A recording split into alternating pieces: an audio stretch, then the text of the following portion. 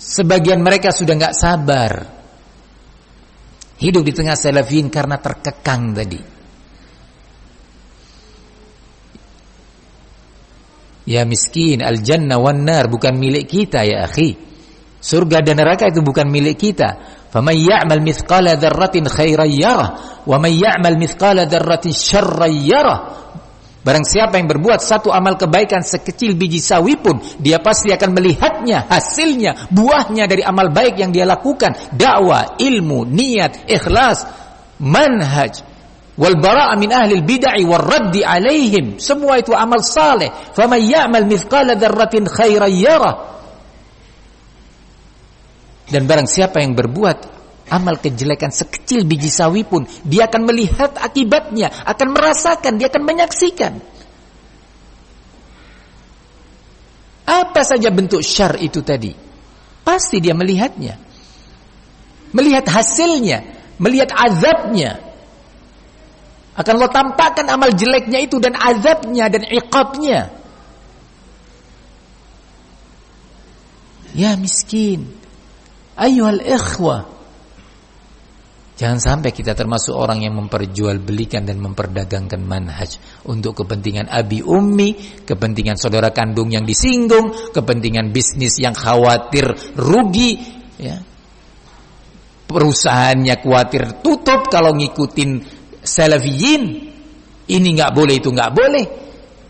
Kalau mau begini nggak boleh, ini bertentangan dengan pemerintah. Ini nggak boleh karena di situ ada unsur yang dilarang. Ini nggak boleh karena ini belum ada izinnya. Kalau wah semua nggak boleh, bisnis saya hancur. Keluar dia dari salafiyin, pindah manhaj dia, pindah perahu manhaj dia. Nah, ayyuhal ikhwah,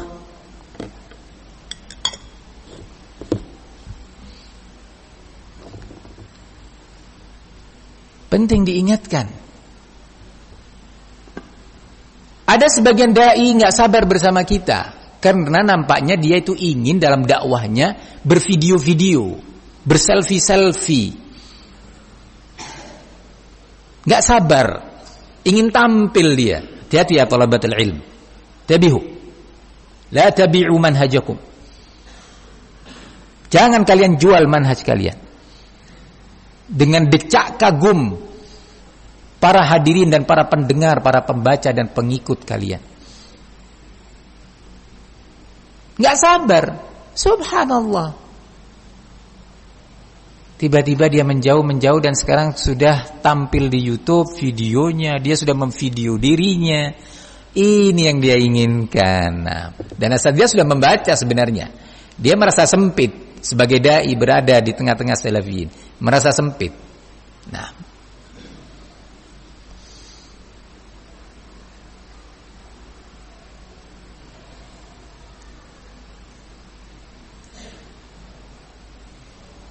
banyak berlindung kepada Allah Subhanahu wa taala dari fitan. Sebaliknya, sebagian orang tua terfitnah karena anaknya.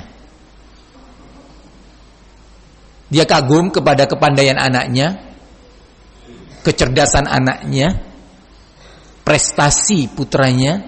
Ketika suatu waktu putranya dikritisin karena suatu kesalahan, imma akhlaknya atau ibadahnya, atau muamalahnya, atau manhajnya, dinasehatin si anak yang pinter, yang prestasinya bagus ini oleh sebagian asatidzah, dinasehatin karena sayang, dinasehati karena kewajiban amar ma'ruf nahi mungkar. Wah, nggak terima dia sebagai abi atau sebagai ummi. Kemudian dia eksodus, pindah ma'had, pindah tempat.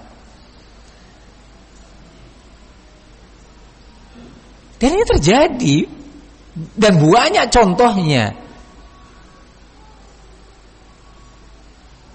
Maka ikhlaskan niat ya talabatul ilm, bahwa ilmu yang kita pelajari ini memang untuk diamalkan,